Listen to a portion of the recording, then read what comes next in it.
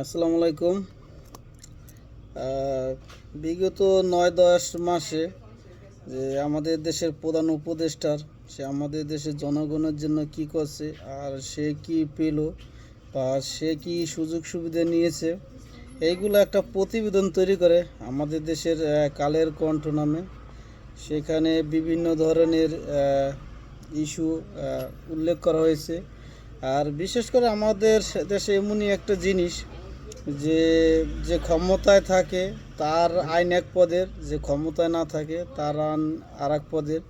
এরকমই হয়তো ক্ষমতায় থাকলে তখন সে একবারে পবিত্র ফেরেশতা হয়ে যায়, এবং ক্ষমতা থেকে চলে গেলে তখন তার যত দুর্নীতি, যত অপকর্ম বা যত কিছু দুর্নীতি করছে সমস্ত কিছুই হয়তো আমাদের দেশের নিউজে চলে আসে। এটাই আমাদের বাংলাদেশ। যখন ক্ষমতায় থাকে সে একদম ফ্রেশ, ক্ষমতায় না থাকলে তার বিভিন্ন ইস্যু।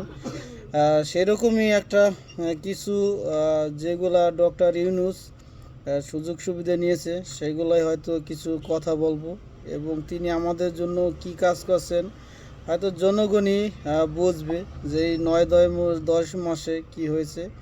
বেশিরভাগ হয়তো ইউনূসের সুবিধাই বেশি হয়েছে, কারণ অতীতে আমরা সবাই জানি যে আওয়ামী লীগ থাকাকালীন তার নামে যেগুলো মামলা হয় বা অর্থ পাচার নামে অনেকগুলো মামলা থাকে, কিন্তু সে ক্ষমতায় আসার পর সব মামলা একবারে পানির মতো ঝরে যায়। এটাই আমাদের বাংলাদেশ।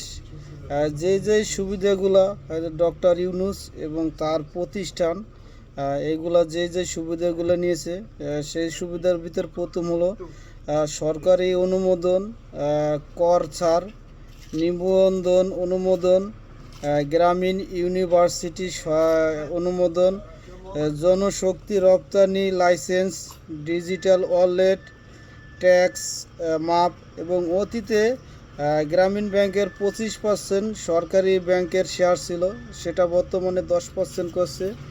আর একটা জিনিস, 2024-এর আগস্ট থেকে 2029 সাল পর্যন্ত তার কর মাফের অনুমোদন হয়েছে, এবং তার যত অর্থ মামলা ছিল, অর্থ পাচারের মামলা, সেইগুলো হয়তো মাপ, সমস্ত কিছু মাপ। এটাই হয়তো আমাদের দেশে বাংলাদেশ। কারণ ক্ষমতায় থাকলে সে ফুলের মতো পবিত্র থাকে, যখন সে ক্ষমতায় থাকে না তখন সে কবে কার দোকানে চা খাইছে, কবে কাকে 10 টাকা দিয়েছে, মানে যত ইতিহাস আছে আমাদের দেশে, যত নিউজ আছে, নিউজ পত্রিকা বা টেলিভিশন খবর, সমস্ত কিছু অতীতের ঘটনা চলে আসে। কিন্তু সে ক্ষমতা থাকাকালীন সে কি দুর্নীতি করলো বা কি ধরনের কাজ করলো সে ব্যাপারে কোনো কথা না, কারণ আমাদের দেশে যে একটা রুল আছে, ক্ষমতায় থাকলে তার জন্য এক ধরনের আইন, ক্ষমতায় না থাকলে আর এক ধরনের আইন। এটাই আমাদের বাংলাদেশ।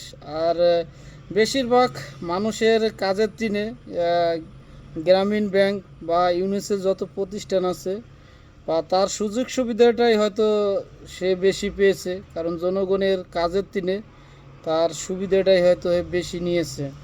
জানি না সামনে কি হবে, হয়তো আমাদের দেশের মিডিয়া হয়তো যতদিন ক্ষমতায় থাকবে তার কোনো দুর্নীতি থাকবে না, হয়তো তখন সে ক্ষমতায় থেকে চলে যাবে, তখন হয়তো তার কত ধরনের সুবিধা বা কত দুর্নীতি সেইগুলো হয়তো প্রকাশ পাবে।